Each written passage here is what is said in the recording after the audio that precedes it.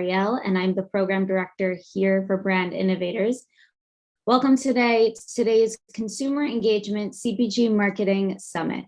Today, we will be joined by two incredible marketing leaders from Coty and Mondelez. Please be sure to ask questions and use the chat to engage with both our speakers and attendees. Before we kick off with today's livecast, we would like to share a short video that highlights our recent Cannes 2021 Virtual Summit event and our group of incredibly talented marketers.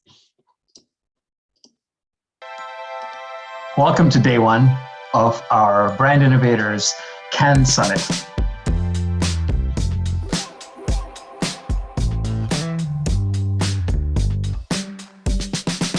We have been looking forward to this for a while, and while we would ideally be on the Mediterranean Sea enjoying today's fantastic speakers, this is the best we can do. The good news is we're very, very close to being back to normal in a number of our live events, so we're hoping to see all of you in a live experience very soon.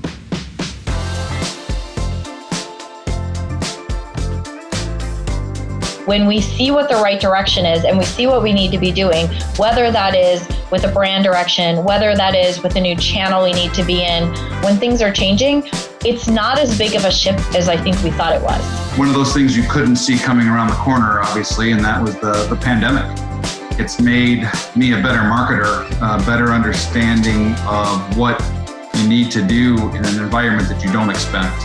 And I think it helped us expand our efforts to provide guests what they're looking for and what they need, and move it forward in a faster mode that will allow us to succeed in the long term. For us as a brand, we are here to empower those around us, and we're using our scale and size in, I feel like, a tremendous way to give people those opportunities to tell their stories. So clearly collaborations have been at the heart of the resurgence of our brand. The Post Malone collaboration started with him tweeting that you can tell a lot about a man by the gibbets on his Crocs. So of course, as a brand at Crocs, we were like, okay, we've got to reach out to him. Let's see if we can create something powerful together. Having the flexibility and how you work with your agencies and your teams to iterate and adjust throughout in those long-term plans, as well as come up with some opportunistic short-term plans and make sure you've got the right processes in place to do so. That's the good balance that we have.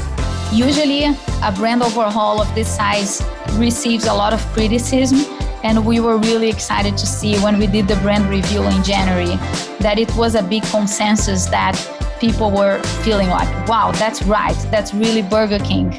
I'm a big believer in fewer things better for a brand like ours that does have such clear vision and mission around what we're trying to accomplish. We don't need to be showing up everywhere. The one thing in our category, if people are calling you to your call centers, they're not calling to say, oh, gee, we love you as a brand. Right. They're calling you with problems. Hey, you're doing a great job. Keep doing what you're doing. Yeah, keep doing what you're doing. They're not doing that. And really what it would force us to do is rethink our whole service model, and we revamped that. It's still about putting the consumer at the heart and at the center of everything we do, and then using that blend of art and science or creativity and data, however you want to frame it, to connect and to drive that desire to recruit, reclaim, and retain consumers. For us, it's really like our goal to be considered a partner for businesses that really, and this like just one-stop shop for them that really allows them to kind of work and operate their business in a really seamless way. When I started HBO, we were putting voice chips in print ads, and like it goes all the way back. So it's been part of the DNA of the marketing team for many, many years now. We always try to have that piece of innovation on a marketing plan, but really to build differentiation and create some additional earned media and talk value. And that is also part of the holistic brand experience as well. That background makes me want to be in Cannes really bad right now. Me too.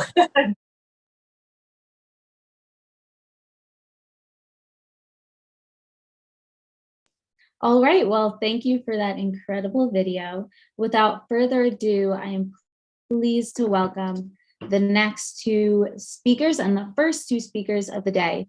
Naluxi De Silva, the Global Head of Digital Marketing and Content Strategy at Calvin Klein Fragrances at Coty.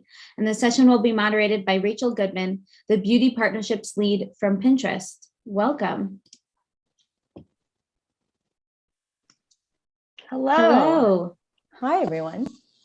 Can you hear us Hello. okay? Yes. Fantastic. Well, thank you for joining and have fun. Amazing. Hi, Nilu. Hi, Rachel. How are you? I'm good. I'm so thrilled to be sitting down with you today. I am a total beauty geek on my end and lead obviously beauty partnerships at Pinterest, but it's always so fun to get to talk to the beauty marketers directly. Someone like you who has worked with some of the largest global brands like Estee Lauder, Urban Decay, Bare Minerals, and now Calvin Klein Fragrances. So you clearly know the beauty consumer so well, and I can't wait to talk to you more about how to make more authentic connections with them. But first, I want everyone to get to know you. So can you tell us a little bit more about why you got into beauty and what you love so much about it? Sure. Beauty is all about self-expression, right? It's really personal, and it's really a way into giving people an opportunity to really understand who you are and all the multifaceted versions of yourself, and it helps transform you. And that's what I really love about working in beauty and being part of this industry. It's obviously also a very fun environment. I've gotten I've been very fortunate to be able to be part of all these incredible brands' journeys and contribute to their growth. So so that's a little bit about why I love working within beauty. And also just as a marketer, I've always been very curious about what makes people tick, what makes them, convert or gravitate towards a certain brand or campaign. And so I think all of those things encompasses why I love being a beauty marketer. Totally. There's such a fun psychology behind understanding consumers and everything that you mentioned. The industry is obviously quickly changing, especially in this past year. And I know how passionate you are about female leadership and representing people of color. Would love for you to talk a little bit about how your leadership style has evolved over the past year and what you've learned. Yeah, sure. So I think just to take a step back, as I've gone on this journey, because your career is not a straight path. It's really a journey, and I really had to have a big like a change in my approach and shift in mindset from going from sort of a individual contributor to understanding what it's like to lead a group of people and a team.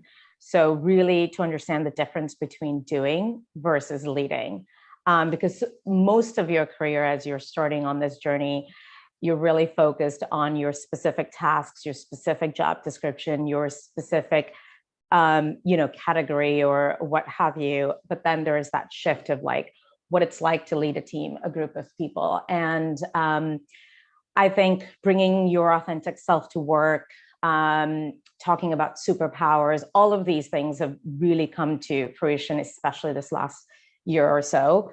So what does that really mean as a leader, right? Like, how do you create this environment, the safe space for your team to be able to bring their whole self to work and produce really good work? And then how do you identify what those superpowers really are? What are those strengths that exist with your team members, and how do you bring it to light? And most importantly, how do you give them the tools and the courage to be able to apply that towards your specific business goals and brand strategy? So I think those are some of the things that I've really had to learn and develop as I go on this journey as well, and giving and creating that space, because as a employee myself, I want to work for leaders that trust me. And so I want to be able to create that kind of environment where my team can place their trust in me. They know I'll be there to learn from them and also defend them, because we know not everything is going to be perfect. So the idea of being able to embrace challenges, and I never like using the word fail, but the ability to fail and learn from your challenges and is equally important as coming up with really great ideas, right? So I think all of those kinds of things are how I've started to really embrace my leadership skills and developing a team. And then separately, I think especially this last year, it's been very challenging for so many reasons for so many people. And for me personally too, I've been really trying to lean a little bit more into my own Asian community. I'm from Sri Lanka. I grew up there. My parents are there. I just, got really lucky to be able to come to this incredible place, live in New York, and work for these amazing brands and have this great experience. But this past year or so, especially, just like so many other people, I had a lot of learning to do. And so being able to lean into this Asian American community and be a contributor in that aspect is something that's hugely important to me. And that's something that I'm working towards more and more. This community is, sometimes a little bit invisible. Oftentimes multicultural marketing really, looks at some of the larger segments, right? The more visible segments. And the Asian American segment is hugely diverse. I mean, I'm from the Indian subcontinent, so different from so many other parts of Asia.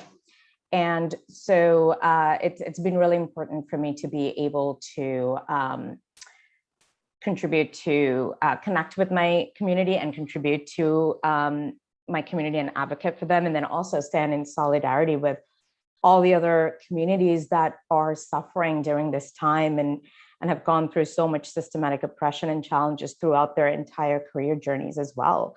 So those are some of the things from a personal standpoint that I'm really focused on as well. I love that. And even taking what you just said and tying it back to this idea of creating safety, right? And what safety has meant for everyone to have all diverse opinions and everyone have a seat at the table and really feel like people are being heard and contributing. There's safety in that physical space, but this year it's been about how do you create that safety in a virtual space when you can't really connect with that person one-on-one. And that has definitely been something that's been a learning on my end as well, and something I was just thinking about as you were saying that. Yeah, I think I think the fact of the matter is we're all learning and we're all growing now. A lot of things are out in the open.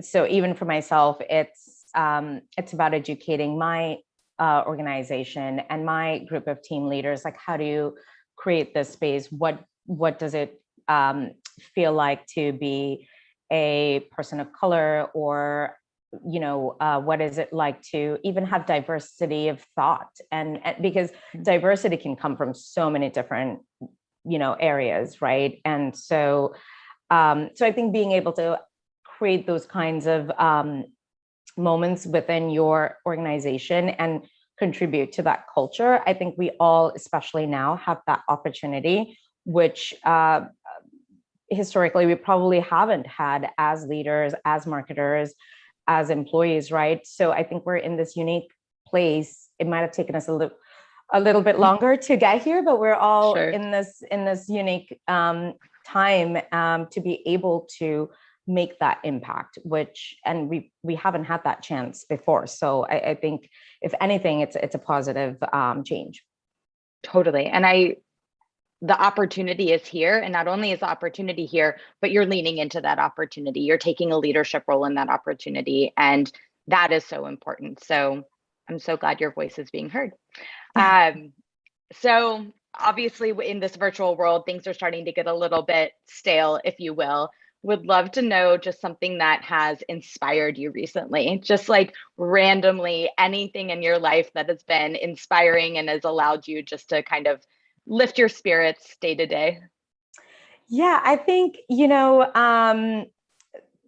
it's true. There's been a lot of sort of not the most positive news when you look at you look at the headlines and all that. So I will say working in this industry has been great. Like beauty is really fun. You get to play with color, you get to play with scent, you get to go on this journey and with your team members. And so that's been a really kind of fun place to be. And this time actually has been a time where we've gotten to be able to test and learn a little because Totally. we've had to adapt so quickly. So that has been personally very fulfilling and challenging from a professional and personal standpoint. And then I think just, my just staying grounded with my close friends, family, just being able to really cherish this time at home. I know it sounds weird, but I've taken up cooking. I've taken up like a lot of different hobbies that I never thought that, I would have the time to do that. And so just being able to do that has been really great. You're getting new skills.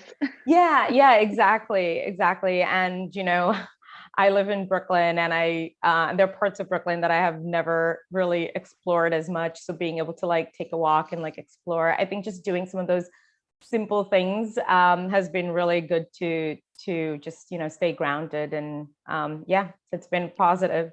I love that so much.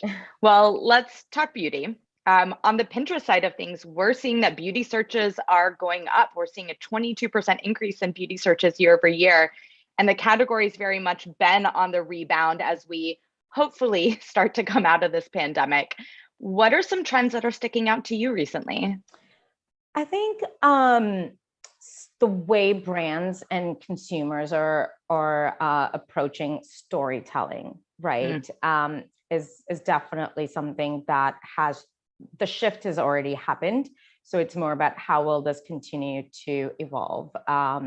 More and more having this inclusive storyline, having embracing, movements like gender fluidity and consumers are, as we know, consumers continue to hold brands more and more accountable for everything, right? From, who is on your staff. Like if you have an angle of diversity, like what does that look like outside of your campaign? Like who's actually creating these campaigns?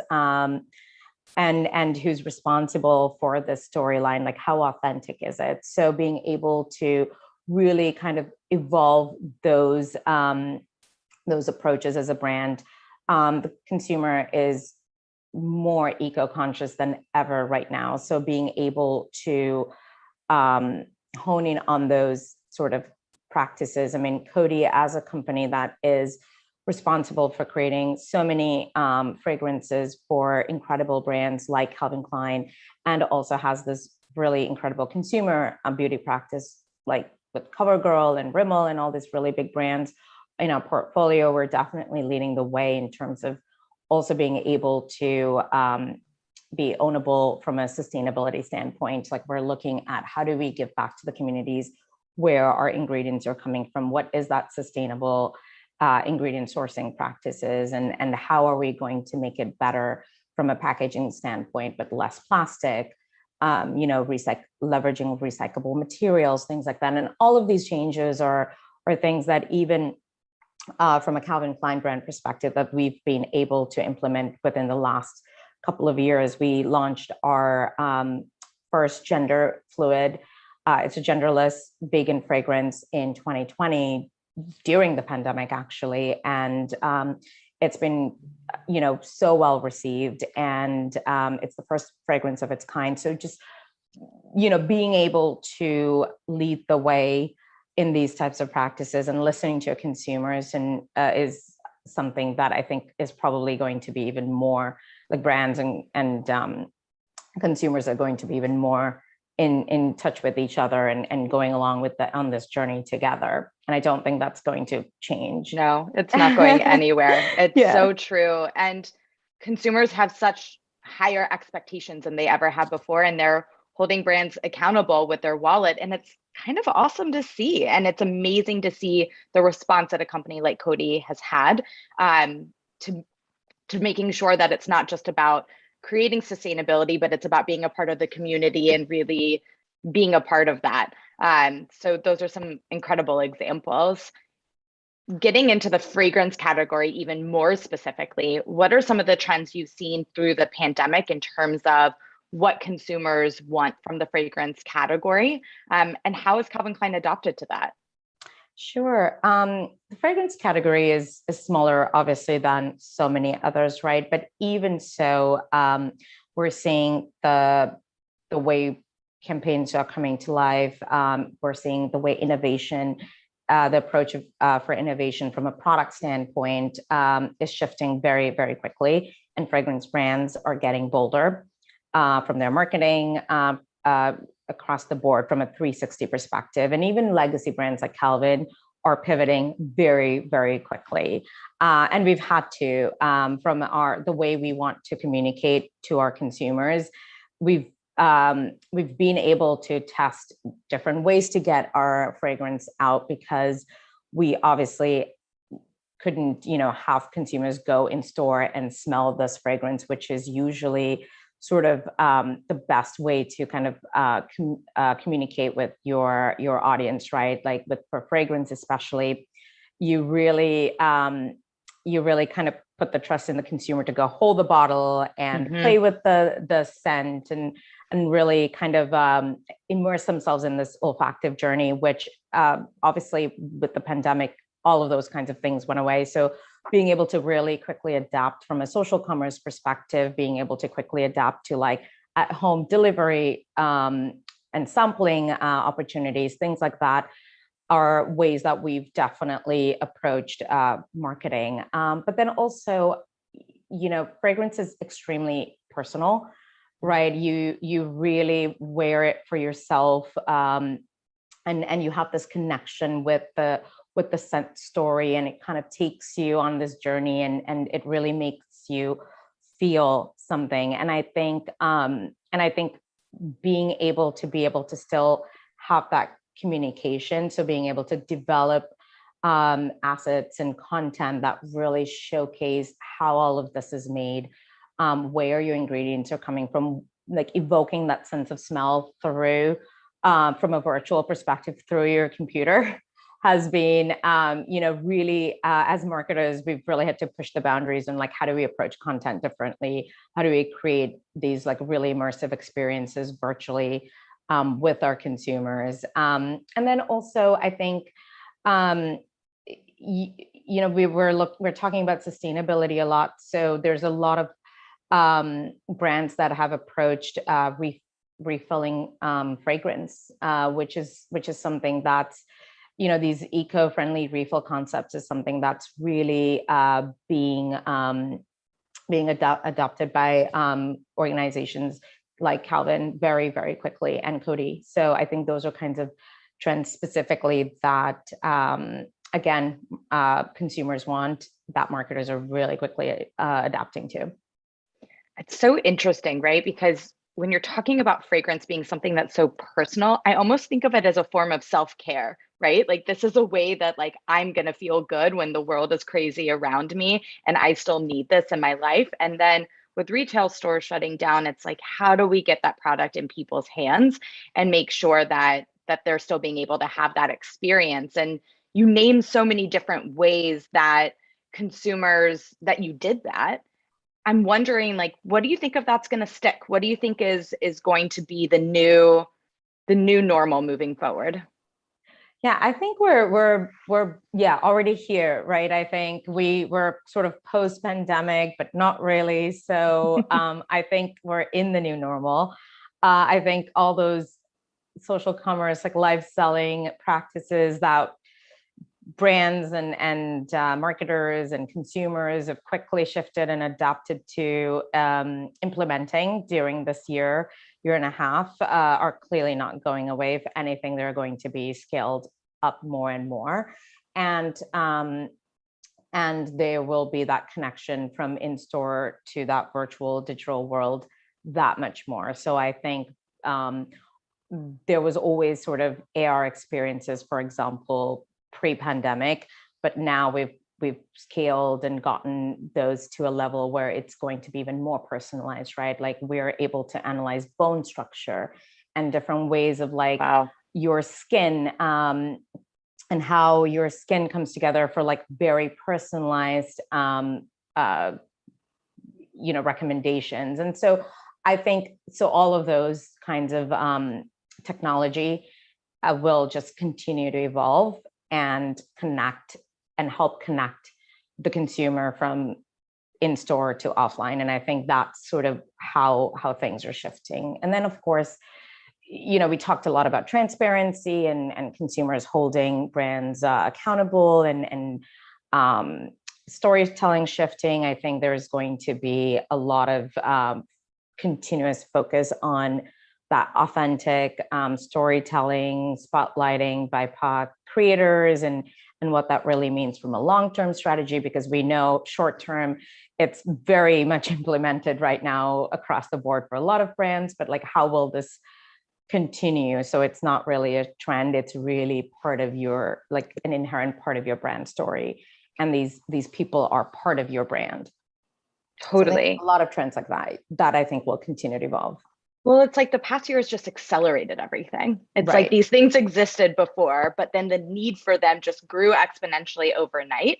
And now we're here to stay. And I want to, in our last few minutes, dig in more to this idea of authentic storytelling and how that's evolved for your brand, how you're bringing more diversity to that storytelling, and then also thinking about different platforms and having to build more natively what that looks like. Sure. I think a lot of the brands that I've been very fortunate to be part of, having that diverse storytelling, whatever that may be, has always, been a part of that brand, right? Like Urban Decay is a brand that really embraced what it's like to be different, what it's like to embrace like metallic and these bold colors at a time when that wasn't the case in the beauty industry. This was like 20 years ago, and they created this brand for people that felt different or wanted a different experience. And so that's always been sort of the type of brands that I've aligned myself with as well. And Calvin, Calvin is a brand, it's a legacy brand, sure, but it's a brand that has always been at the forefront of shifting culture. Mm-hmm. And even the talent that they've brought on board back in the 90s were people that, were creating different experiences and were different at that time. That is obviously normalized over time. So they were the first people to work with up and comers like even Christy Turlington, who has an incredible, footprint giving back to the community. And so I think, and now she's part of our Eternity franchise, which is an iconic fragrance for the brand. And we brought her back after being part of this brand for 10 years ago, and having those like authentic relationships, I think really continue to help. We just launched a brand new fragrance called Calvin Klein Defy, which really embraces what it's like to, again, be responsible for having a strong sort of mindset and kind of paving your own path. And so being able to tell those individual storylines is very much part of the brand. And that's something that I think is so incredible for me to be part of. I love those examples. And Christy Turlington coming back is so cool. And just everything that she stands for now, how she's used her platform, her family. It's interesting to think about how celebrities are doing that. And then how as brands, you choose those celebrities to align yourselves to that share in the values of your brand. And just wondering, as the influencer sphere continues to evolve, at Pinterest, we'd like to really refer to them as creators. Wondering from your perspective, creators, influencers, and just how important that is to consumer engagement, really. Yeah, I think these influencers were always creators, right? They created these incredible content experiences for your brand and for their community who has, who then you hope becomes part of your community. And they've always had this influence. And that's why we work with them, right? So the creator community is hugely important in the beauty category, as I'm sure you know very well. And so I think it's about tapping into the right type of creators that really align with your brand and your brand aesthetic. And it sounds like a no-brainer, but it is a little bit harder than you'd think to be able to do that. And then also giving them that ability to be able to create stories on behalf of your brand and trusting them. Again, it goes back to kind of that trusted relationship. More and more, we're trying to let go of having too many parameters around what that content creation process looks like, and giving them the opportunity to create the content that works best for them on their platform, for their community, which really you see a lot of great results when that kind of comes to life. So because you're already creating content on behalf of your brand, so having those two complement each other has been really great. And for us, again, making sure we tell the right type of stories in an authentic way has been very important to a brand like Calvin, because it's inherently, part of the DNA of the brand and has always been since the 90s. So it's just really kind of going along that journey and pushing the boundaries even more now. Right. It's like nothing has really changed. Calvin Klein has always been doing this. It's just about adapting it for how consumers want to engage today and how that journey is a little different. Yeah, definitely. I mean, I think, it's marrying the two. It's creating the right type of content. And then, of course, to your point, making sure it's distributed and you're present in the right places for the right target, right? And how you're doing that. I mean, there's no one size fits all. We all know that. So it's really about how do you create different stories for specific targets that really truly represent your product and your brand, and adapting it and shifting it when your consumers change, and kind of testing and learning and understanding what's really resonating with them. And then also being bold, right? I mean, when TikTok kind of came out of nowhere, we saw a lot more brands like Chipotle and the Washington Post like really play in this space as a very sort of, quick example. And we didn't really see a lot of beauty brands embrace it, and definitely not luxe brands or fashion brands like a Calvin. And now we're kind of seeing that's where our consumer is. And the way you'd create content for TikTok is very different from how you tell your brand story and how you'd bring your product to life on different platforms. And we have a huge footprint in Asia. So, making sure you're culturally relevant in all of these different regions and leveraging the right talent, leveraging the right formats is, again, something that we continuously optimize and work towards getting it right. So I want to take a quick pause because I know we don't have any questions in the Q&A just yet, but for anyone listening in, I did want to encourage you. We have a few more minutes left and happy to answer any of your questions as well. So I'll keep my eye on that and see if any questions come through.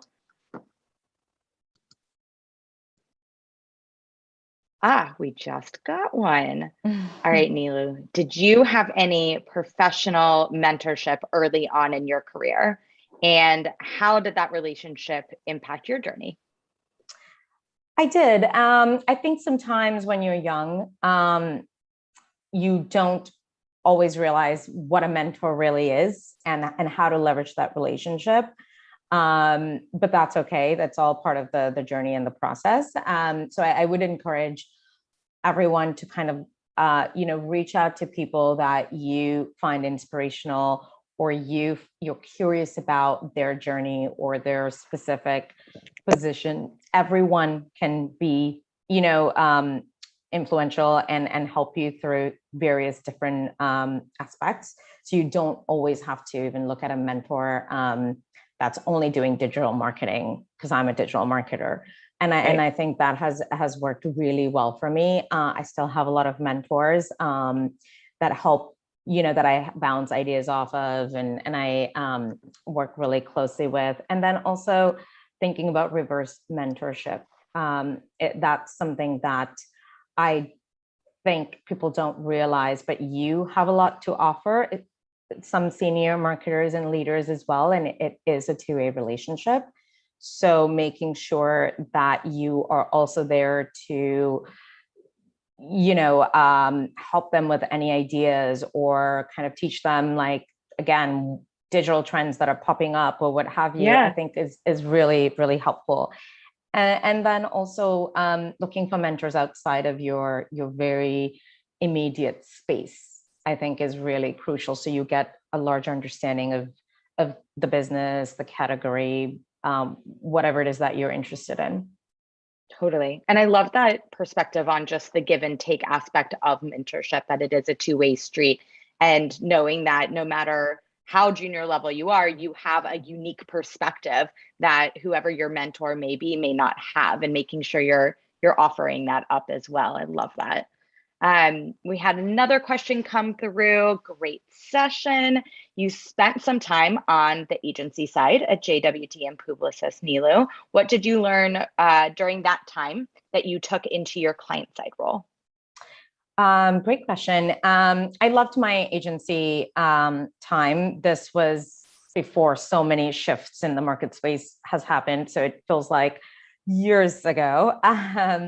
But on the agency side, you really hone in your skills. I was a social strategist and a media planner, and so I was really able to build on those experiences and really focus on gaining that skill set that really helped me transition very successfully to the client side and kind of hit the ground running and make that impact. And then, again, working on the brand side, you get visibility into so many other avenues of how a product comes to life. How do you build a campaign?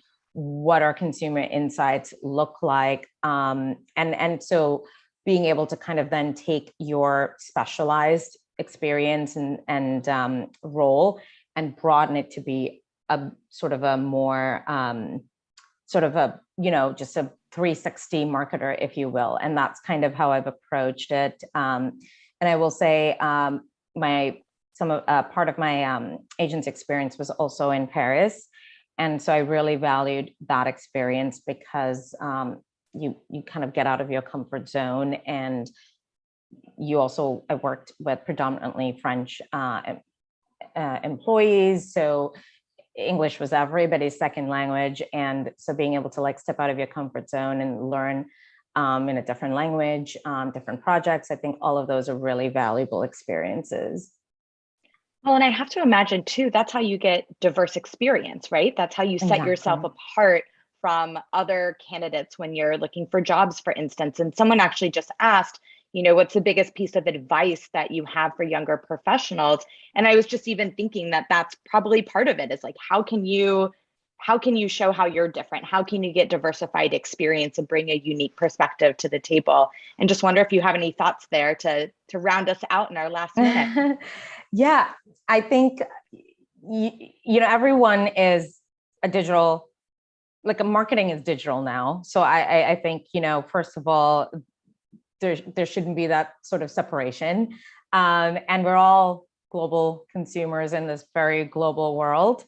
And it's an accurate representation of who our consumers are and the world that we're living in. So I think being able to be curious and embrace any opportunities and learn from it to move to then further get you to your goal, I think is really important. And when you're sometimes young, you don't really realize that because you're really focused on that one thing, and you kind of forget the lessons and experiences you can get out of something that might not be the most perfect kind of experience. That's awesome perspective. This was so fun. Thank you, Ariel. We'll turn it back over to you. Thanks, Rachel. Indeed, this was so fun. Thank you both for taking the stage today. And I hope you come back very, very soon because your session was just incredible. And I hope you have a fantastic day. Thanks. We'll see you later. Bye. So with that, I am thrilled to welcome the next two speakers to the stage. Please give a warm welcome to Andrew Stripka, the Vice President of Global Marketing at Wolverine Worldwide. The session will be moderated by Valerie Vespa, the Vice President of Brand Partnerships at Outfront Media. So please give them a second in joining the virtual stage. Welcome. Hello. How are you? Nice to see you both.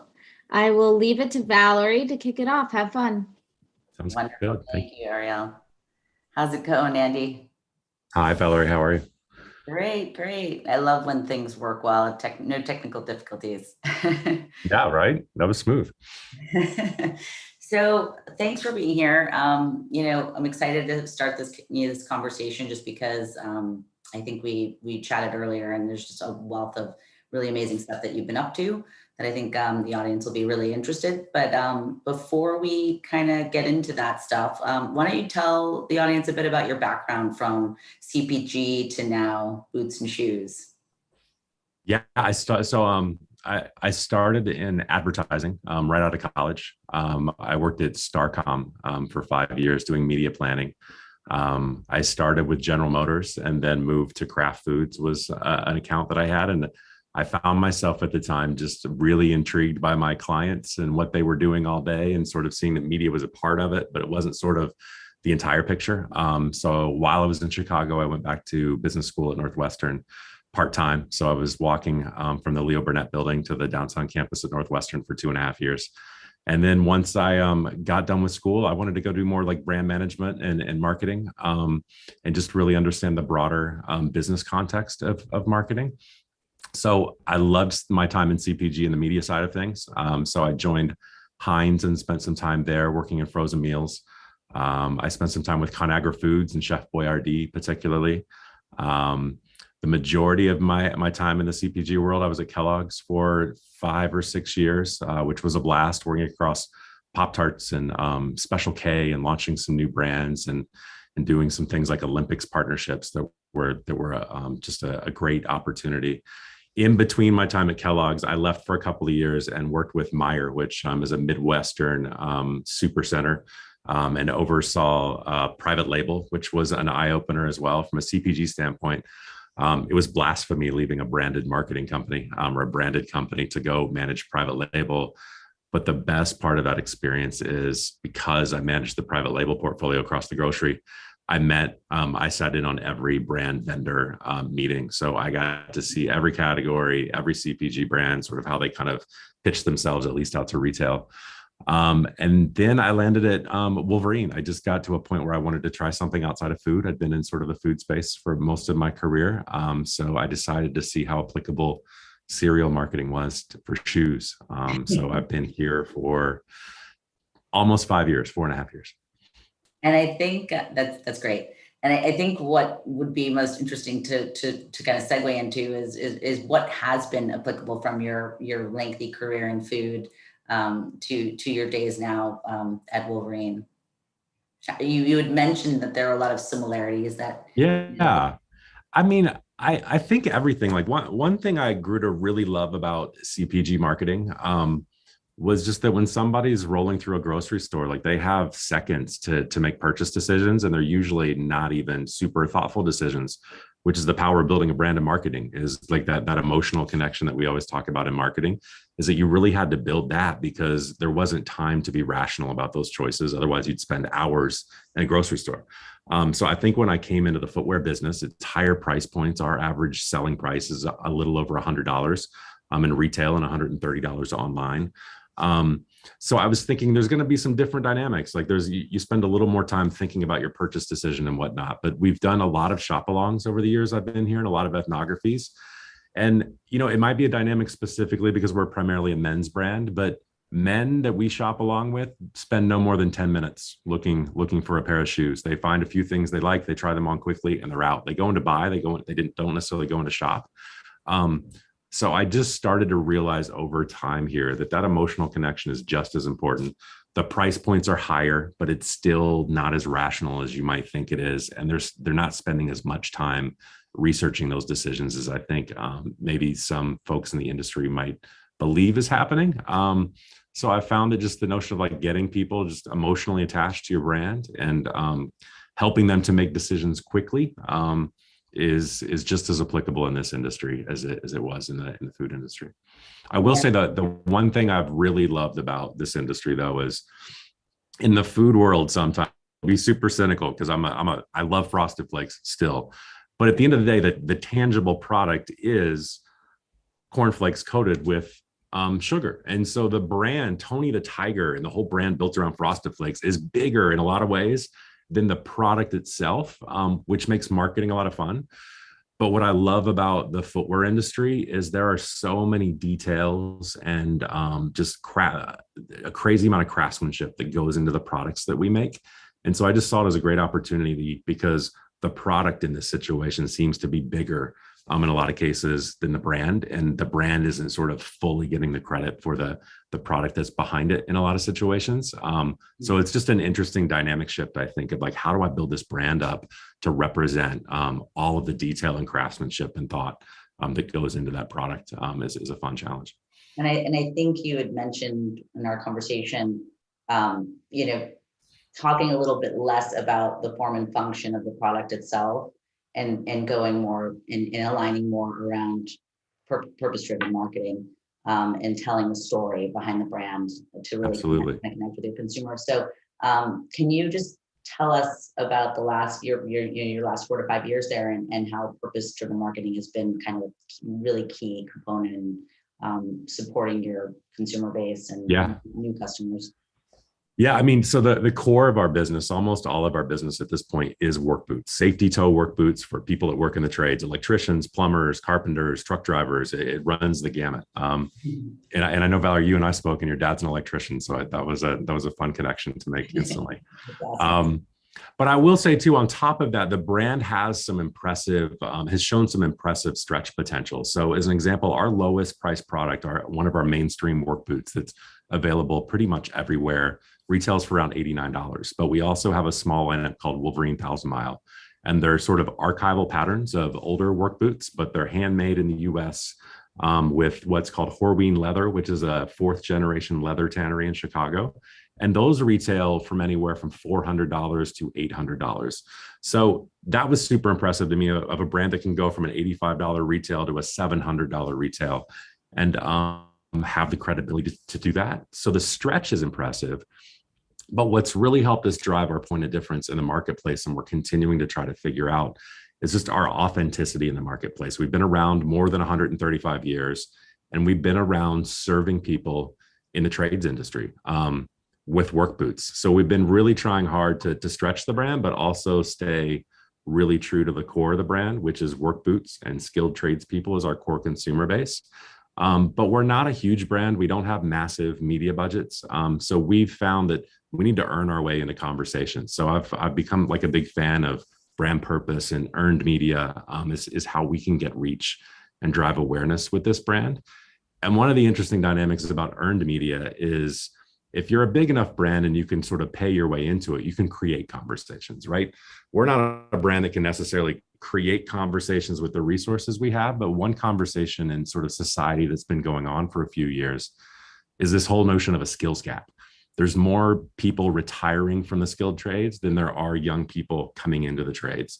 And that's important for a couple of reasons. Like when you even think about the recent infrastructure bill that was passed, like you need people to do these things. But as a society, for whatever reason, probably the last generation or two, there's been a general societal trend of telling people that they need to go to college. They need to go to a 4-year college to be successful in life. So, Valerie, you and I talked about this before, but like, while we enjoy like getting out of bed in the morning to our 70-degree house, whether it's winter or summer, and we can flick a switch and turn on the bathroom light and set the water for the exact temperature we like and have, the coffee pot turn on at a certain time, all and have smooth roads driving to work. Like all those conveniences are because there are tradespeople that know how to do those things. So it's a little bit ironic that, from a society in general standpoint, we've tended to kind of try to drive our kids to go to college and do jobs like you and I sitting in front of computer screens. When in reality, all the conveniences we enjoy in life are made possible by skilled tradespeople. So it's become a real sort of cultural conversation on this dynamic of like the skills gap, and the price of houses is shooting up because there's not enough houses and there's not enough people that know how to build those houses. So we really just try to make it our purpose to just celebrate and recognize the skilled tradespeople in the country, but in a way that everybody can relate to. I mean, we can all relate to like the fact that we flick our switch and most of us have no idea how it works behind the wall. So we want to celebrate and recognize those people, but we also want to do that to inspire and support the next generation of skilled tradespeople, because there's not enough people going into those jobs. A lot of agencies are estimating 3 to 5 million unfilled trade jobs over the next 3 years. And what I love about our focus on this purpose is that it's in our financial best interest as well as society's best interest to get more people into the trades. 3 to 5 million unfilled jobs in the trades is 3 to 5 million unsold products every year for us. So to kind of get behind a purpose that is, I think, good for society, but also is a key driver of our business, is just a connection that keeps us honest and keeps us kind of true to what it is we say we want to accomplish. I mean, it's so, pertinent today, like, the unemployment numbers are like pretty staggering. There's like I think the most recent one I saw was 8.8 million people unemployed, but 10 million, jobs that are available in the US. And so it's just to think of this imbalance of people that are unemployed versus jobs, like clearly the skills alignment there is a huge issue. Right. And as we've talked to so many people, because, these are our core consumer base. So we talk to a lot of folks, like they're small business owners, like an electrician in a lot of cases, or a plumber. A lot of times they're a single person operation. They own their own business. They set their own hours. And it's amazing how many of them that we talk to that are earning healthy 6-figure incomes. They're earning more than their neighbors, who have a bachelor's degree in whatever they studied. So to think that society has kind of created this perception that you can't be successful, you can't make an income in a blue collar career path is just it's crazy. And we all rely on people in those jobs so much as well. Yeah, I know. I think about my father. He had 4 daughters. I mean, like, and put them all through college, off of his electrician work, and he was his own business owner. And honestly, I'm just so proud of what he was capable of achieving with that. So I completely agree with you. And I think also to the idea that like you have to go to college, like sometimes school isn't for you. So the idea of doing a trade school, again, I think are conversations that are real, and people are really trying to figure that out now. I feel like things are changing. I don't know if it's due to COVID or people just reevaluating what their life is going to be like, or what they want to, how they want to live it. I think it's a really amazing story to be telling. We talk to people all the time. You're right about the school thing of, if you're in high school and you're getting C's and struggling to get through school, it's seen as like you're not doing something right. But there's a lot of folks that go into the trades too. And that's just not the way they learn. They learn hands-on. They're not motivated by sitting in a classroom. They're motivated by making things and stepping back and looking at their work at the end of the day. So you find that it's a lot of folks are, just as whip smart as anyone that's getting an A in high school. It's just they like different things and they spend their energy on doing things versus a more traditional path. Yeah, totally. I want to focus on 3, recent purpose-driven initiatives that we discussed, because I just think they're super cool. And I think it's so important for marketers out there and clients and creatives who might be watching. Because again, I think we talked about like brand purpose is certainly buzzy. And you can tell the ones that are completely contrived and therefore not necessarily connecting with consumers versus those that just really align perfectly to the product and the goals. So, the first one that I really appreciated was the micro alignment. So I don't know if you want to explain how that started and where it kind of evolved into. Yeah. So as we started talking about those two things that I mentioned, like how do we celebrate and recognize the blue collar workforce today, and how do we inspire, like sort of and support the next generation of skilled tradespeople? We we looked at that, and cue video. This is well done. It was a little bit of background. We looked at that and we said, well, let's try to see if like we can find some partners who have aligned values, and we can tell a story. We can put our brand out there in a way, but we can also do some good in the world. So Mike Rowe is the preeminent voice on the skilled trades. He hosted a show on Discovery Network called Dirty Jobs a while ago. It's actually coming back, and he came out of that experience and what I've learned from him in a couple of conversations of just realizing that these people that do these dirty jobs that we think they might not want to be doing actually have a huge sense of purpose in what they do. They make a great living, and he realized like we need more people like them. So he started his own scholarship foundation. We reached out to him and said, how can we become a part of the scholarship foundation? And we also wanted to keep the brand connected to it as well. And there were two interesting things. One, we found out he wears our Wolverine 1,000-mile boots authentically. So there was a really nice authentic connection. The values were squarely aligned in sort of driving that next generation of skilled tradespeople. And so we came to him and said, what if we make sort of a custom version of our 1,000-mile boot, and we contribute 100% of the revenue that we generate from that initiative to your scholarship foundation? And I remember him being taken aback for a while, or his foundation as well, and said, wait, so if the boot sells for $360, you cut a check to us for $360. And we said, that's exactly it. Like, we don't make any money off of it, but obviously working with you with these aligned values is a great way to do it. So he said, great, I'll do it. And it was a very sort of informal partnership at the time. But it was coming up during Labor Day. He was doing a 10th anniversary of his Mike Rowe Work Scholarship Foundation. So he had some interviews booked to talk about his own foundation. And this is a clip of just one of the things he did on Fox and Friends. So whatever your political biases are about Fox, the one thing to know is that Fox and Friends is the #1 rated cable news network on TV. And this was back in 2018, just before Labor Day. So you can see kind of quick clip of what happened on this interview. You know, Mike, as people look toward the holiday weekend, something they could do is they could buy a pair of boots, and not just any boots, but a pair of Wolverine boots, because they are offering a limited edition of 1,000-miler boots like the one right there that you've worn on every one of your shows, and all the proceeds go to your foundation. That's it. I got it right here. That's it. I've been wearing these things. We need some of those. I've been wearing these boots for 10 years. Thank you for bringing it up. It's the all-time shameless plug ever. But every year on Labor Day, I try and do something with a company that's like-minded. And Wolverine knows I wear their shoes, so they said, we'll do one just for Mike Rowe Works. Right. All the proceeds go to your foundation. Fantastic. So I said, awesome. They set aside 150 pairs. Thanks for bringing it up. I love it. And I will say, like, it seems so obvious now several years down the road, but when we, like, as a marketing organization, we're telling sort of our e-com and product and leadership teams, they said, so how much money did we make off that boot? And we said, zero. We gave it all away. And like, to get their head around that, they just couldn't understand why we would try to sell something when we give the money back. But I think folks are now starting to see over the last few years, it's building relationships. We're making an authentic impact in the world. But we're obviously building our brand as a result too. We're here to have a business as well. And if we don't have a business, we can't tell these stories, and we can't contribute to society. So it's building our brand, but it wasn't, I guess, obvious at the surface when we first started these efforts. It's certainly building upon that earned media that you talk about, how important it is.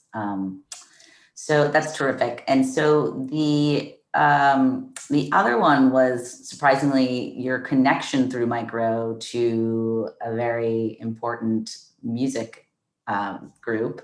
So do you want to chat about Metallica? Yeah, so it was from the story we were told by Mike Rowe's team. He had run into, I believe, I might have the story wrong, but I'm pretty sure it's right. He ran into James Hetfield out in California. They both live in Northern California. He called him Lars Ulrich. James said, I'm not Lars Ulrich. I'm the lead singer of the band. And so they had a conversation, and Metallica has a nonprofit foundation. I've learned so much about Metallica over the last few years. They've been amazing, but they have a nonprofit foundation called All Within My Hands. And each of the band members has sort of their own particular initiative within that nonprofit. And James Hetfield is kind of known for some of the work he does, whether it's welding and woodworking at home. So he actually started an initiative that they call Metallica Scholars. So where Mike Rowe has a scholarship foundation to award individual scholarships, Metallica Scholars awards individual grants to community colleges around the country as a workforce initiative. So we were introduced to them by Mike Rowe and Mike Rowe Works. And so we reached out with a similar model and we said, hey, what if we did some limited edition Metallica Scholars boots, and 100% of the revenue went back to the Metallica Scholars Foundation. And now this is where sort of that flywheel started to spin too, of, from what I understand, they immediately flipped back and asked Mike Rowe, like, what do you know about Wolverine? Would you work with them? Whatever else. And I think because of our level of authenticity and commitment to what we were doing with Mike Rowe Works, I think they were very excited about working with us. So we did a couple of limited edition boots for the Metallica Scholars Program last year. We visited a variety of the community colleges that they were supporting. But as you might imagine too, some of what Metallica Scholars is doing also just bleeds over into like the interest level that Metallica fans have in the band as well.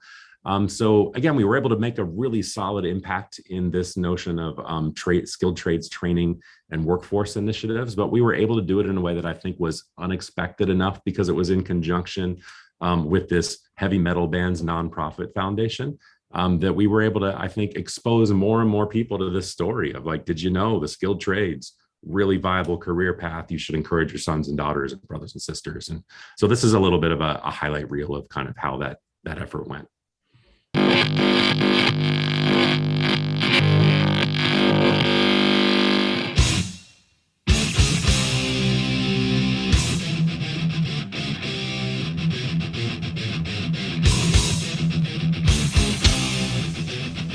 Hey Metallica Scholars, Lars Ulrich hitting you here from HQ.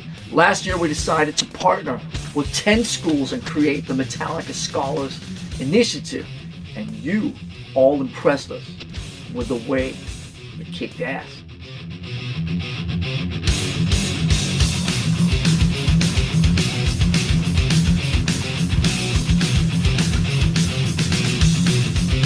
And now for today's One Good Thing. Someone or something makes West Michigan a good place to live. Really great college program around a lot of the nation is getting even better thanks to a local company. Wolverine Worldwide is getting involved with the Metallica Scholars Program currently in place at Grand Rapids Community College. The program provides training for community college students in cities where that legendary band is performed. Now, Rockford-based Wolverine is helping fund a $100,000 grant, which each participating college will get. And they're providing every student in the program a new pair of boots and a set of clothes to help get them started in their careers. That is coming through their Project Bootstrap program.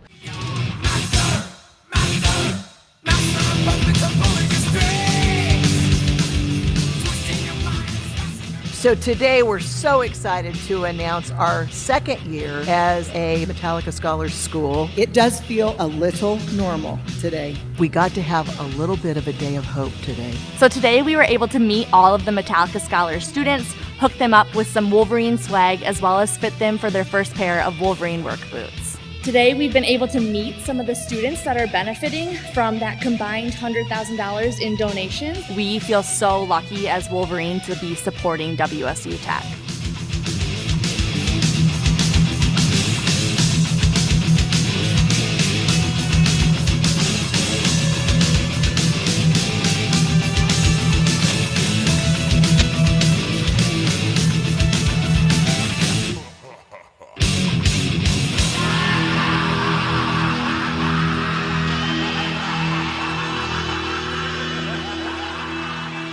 Keep up the good work. Thank you so much. Terrific. I mean, in the note there, like 1 billion media impressions. I mean, such an absolute success. Well, and what it opened my eyes to too is like, we're not a brand that can afford to work with Metallica. Like there's just no way. If we just wanted to come to them and say, hey, we've got this commercial launch, we want to do this special drop and we're going to do all this advertising. Like we don't have the budgets for that. But when we approached their foundation, there was no guarantee that the band themselves would get involved, but they did. But when we approached them with more of a purpose-driven kind of opportunity, and we saw that we had values aligned, like it just has opened up doors for this brand that wouldn't be open otherwise, because we just couldn't afford to play in some of these spaces. With each of these campaigns, like how are you measuring like success? Obviously, the numbers and the donations and all of that is just success in and of itself. But from kind of a financials reporting back, like how do you measure the success? Yeah, we have twice a year brand health trackers that we run. So we're doing a lot of this to really understand, are we making an impact on perceptions in the trades, but also perceptions of the brand as sort of a leader in that conversation. So we measure what are probably more upper funnel sort of brand health metrics. The reach is a big piece of it, to understand like awareness and reach of the brand. But I think also the beauty of earned media to me is, in a TV campaign, the reach is what you pay for. In an earned media campaign, the reach is sort of an indicator of how important or how real or authentic your story is. So it kind of gives us an indication of reach from an awareness standpoint, but reach from an impact standpoint as well. And then we're working harder and harder year over year to tie it directly back to the brand and sales, which is obviously important for the overall business and ensuring that we can continue to do efforts like this moving forward. But the collaborations that with themselves, the most direct impacts, I would say, is website traffic, and then just really looking to do something that drives some immediate demand of those limited drops. So it's a triangulation of business results, brand health impact, but then also just as big as what we keep in the conversation is like, are we actually making an impact with what we're trying to do, which is another reason why we focus so much on earned media, because it would just seem so disingenuous to say we contributed $150,000 in Metallica Scholars and we're going to spend $1 million telling everybody about it. And that's one thing where we try not to do that. Like you won't see a media budget that is anywhere near the contributions that we're making, because then that's where it feels like a slippery slope of lip service more than an impact. That is very true. So the other part to this, I'm going to bounce around a little bit, talking about e-com, obviously COVID has impacted, certain retailers in different ways. How have you seen the in-store versus e-com experience shift? Has it become more digital? Is it sort of kind of keeping consistent with what it has been historically? Can you kind of elaborate on what you've seen going on? Yeah, it's going to be interesting with our customer base, because we did see a pretty big spike on our own .com sales last year. But in a lot of situations, that was not by choice. It's because stores were closed, right? And I think everybody saw that spike. But when you think about a blue collar workforce, I think there was this stereotype and myth of like, oh, they don't buy online. It's like they actually do buy online. But the reality is a lot of people, when they're in the market for work boots, they need them in the moment. Like they need them to show up to work in the morning. So if they get to a point where they need something, brick and mortar is really, really important. So we saw a spike last year. We're working really hard to sort of maintain that customer base, but we also have just a retail network of key partners that they stayed open. Many of them stayed open during the pandemic because these frontline workers were considered essential workers. And as a result, the stores were considered essential businesses to be operating. So with a few exceptions, most of our key retailers were able to get through the last year and a half and continue to. This was a category that was sort of a highlight for them, because these were people that came in and needed what they needed, regardless what was going on in the world. Whereas you think about my kids in sports, like a lot of their sports were canceled. So I didn't walk into a retailer and need a new pair of cleats or a new pair of shoes for my kids. But these folks that are working the trades, like they're burning through these work boots and they needed more. So a lot of our key retailers were able to do pretty well as well. And speaking to essential workers, you had mentioned some grassroots social media efforts you had put a lot against that. So do you want to share that? Yeah, we had a program that we called, it was very grassroots and pretty small scale, but it was impactful for us. We called it Wolverine for Workers. And it was really early on when the shutdown was happening, kind of based off of the insight of, we saw a lot of recognition and support for doctors and nurses and medical staff, which there absolutely should be. But then we also looked at it and said, wait, like who's keeping the lights on in the hospitals, and who's keeping the power going for the ventilators? Like there's a whole lot of people behind the scenes that are also putting themselves out there and not just sitting at home like I was in front of my Zoom screens, that are HVAC technicians and electricians and people that are continuing the transportation. And I think it did pick up over time. Even the truck drivers and the delivery services started to become really recognized. So we just put out in social media in a really organic fashion and asked people to nominate somebody that they knew that was still out working, every single day. And then we sort of celebrated those folks by heroing them on our website and social media. We sent them all a pair of Wolverine work boots as a thank you for what they did. And it was some of our most highly engaged social media during the course of the year. We gained more followers during these small time periods than we typically do. And it was also really eye-opening of just how many people knows someone that works in the trades, even though they may not. They have an aunt, an uncle, a brother, sister, dad, mom that works in the trades. So you could really see how relevant the notion of tradespeople, and to see the sort of an elevated level of appreciation was really encouraging to see, just in terms of the relevance of that message out to a broader audience. That's terrific. We do have a question. I think I forgot in the beginning to say to everyone, if you do have any questions for Andy, please send them our way. One that I think is interesting, because you've talked a lot about sort of these grassroots efforts and sort of authentic, purpose-driven campaigns that you've worked on. But Dave is asking here, taking a look at your agency ecosystem, and he named a few. How does Wolverine manage them all? We work primarily with Edelman, which is a PR agency. We have some creative help from production studios and things around the country like that. But we kind of made a concerted effort a few years back when we looked at how much we invested in media versus how much we thought we could do with more of an earned approach, and decided that our lead agency really should be a PR earned media driven agency. And I will say too, because there's always the temptation as a marketer to have lots of little specialty agencies. And again, we're just not a brand big enough to really house that. And with the scale of our brand within the organization, I mean, Edelman is a large global PR agency. And so there was this notion of like, how are you working with an agency that size with a brand this size?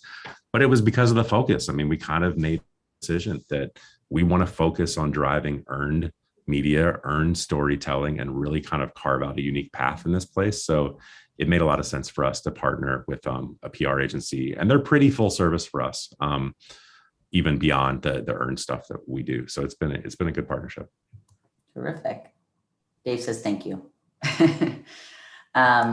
So, I also I didn't actually mention on our call, I am a big bourbon fan. I'm taking a bit of a break, but there was an alignment that you made that with Old Rip Van Winkle, which obviously, for those who know, is certainly a special distillery.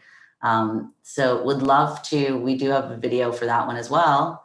But if you want to give a brief overview of this alignment and why it aligned well with your consumer base. Because I think about it now, between the Metallica Foundation and Michael Rowe, there's that,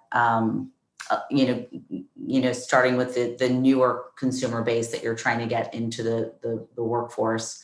And with this one, it was a bit of a different audience alignment, or I don't know, you can speak to this, but I'm just kind of figuring this out now. Yeah. No, I mean, I think Mike Rowe, he's got a relatively broad audience, but he's got a very devout following of, a blue collar kind of following, which is great. Metallica sort of opened our eyes to, we can bring sort of the idea of the trades beyond the core audience where, you're preaching to the proverbial choir.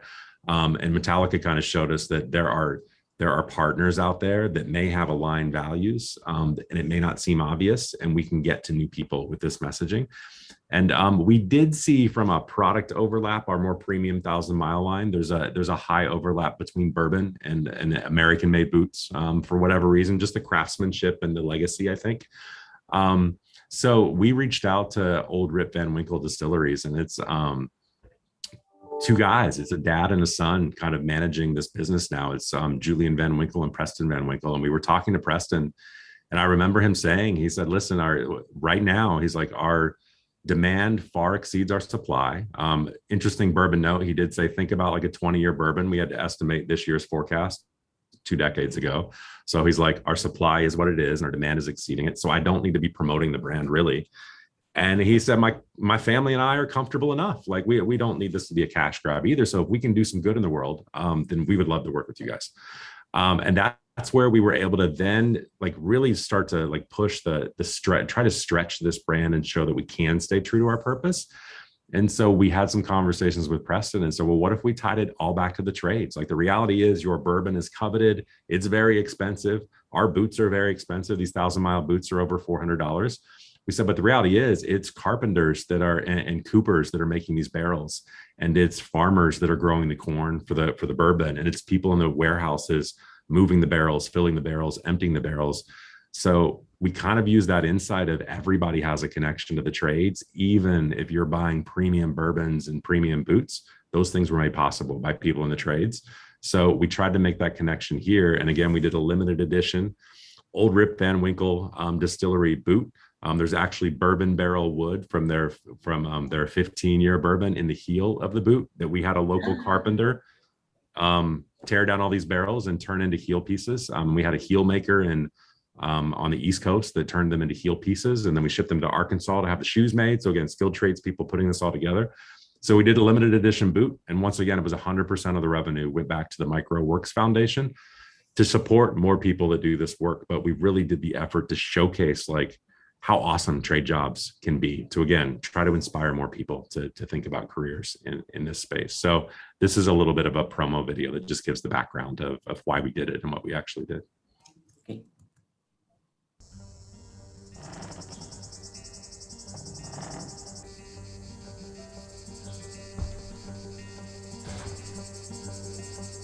For over 135 years, Wolverine has supported the soul of the American worker. We don't have mascots or contrive experiments to showcase the quality goods we make. Instead, we celebrate the everyday heroes that forge their own path. Like when the men and women of the Kentucky bourbon community faced an overwhelming demand for their fine crafted bourbon. Farmers, coopers, mill workers, distillers, some making bourbon for more than 3 generations, had to rise to the challenge without compromising quality or the family recipe. When the distillers needed more of that high-quality corn, the farmers created their own co-op. More corn meant more white dog, so the coopers built the biggest cooperage in Kentucky to meet demand for more charred barrels. More barrels meant more storage and a new stack house as good as the ones built a century ago. These men and women stop at nothing to build the future they want. Wolverine will be right there beside them, like we have been, for the next 135. We're not good because we're old. We're old because we stayed good.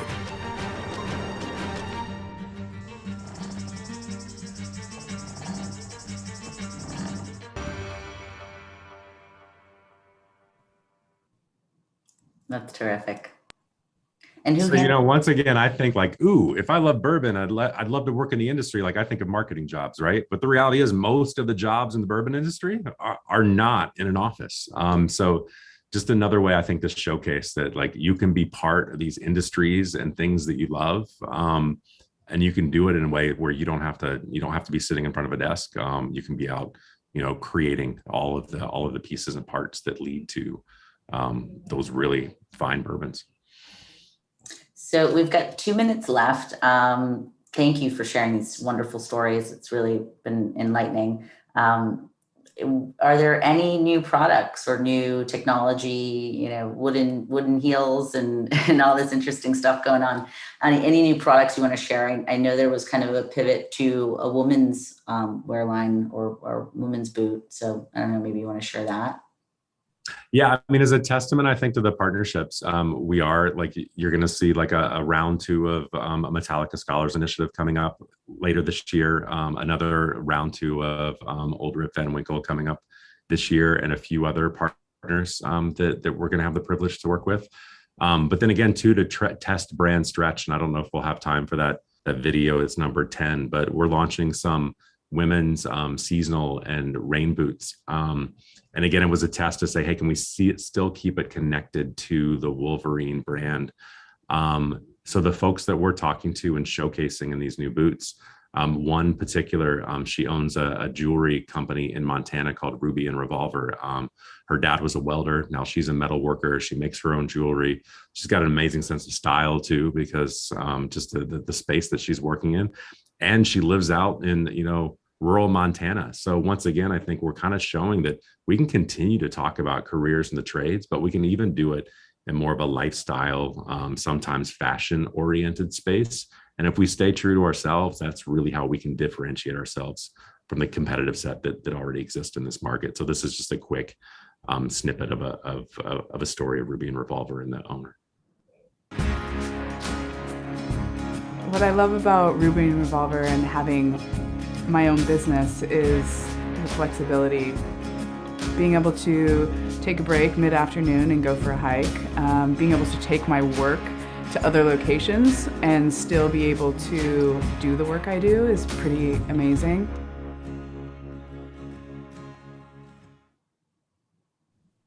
So new category for us, a new consumer base, but really trying to continue to do it in a way that connects back to that sort of independence and self-reliance that these small business owners and skilled tradespeople bring into our world. Wonderful. I mean, I think to end on a quote by you from our earlier conversation in my notes is, you're moving away from what is a really great product and the features and more about why Wolverine is in this business. And I think that you're doing a great job of creating that. So yeah, we're having fun. To you. Yeah, that's wonderful. And that's also part of the success, I think, too. Gonna have fun with it. Hi, Ariel. How's our timing? Oh, I mean, you are the last two speakers of the day. So if you have any last questions you'd like to ask, I say go for it. I think we covered off on everything. I don't know, Andy, what do you think? Yeah, no, I think we're good. Amazing. Well, what an incredible company and also two incredible leaders. So thank you for taking the time and we hope we will see you back soon. Thank you all. Thanks, Valerie. Yeah, great. See you. With that, thank you all for tuning in today and watching our summit on CPG marketing. We will have another summit next week on influential on influencer marketing on Wednesday, August 18th. So be sure to tune in. We have some incredible speakers on the stage.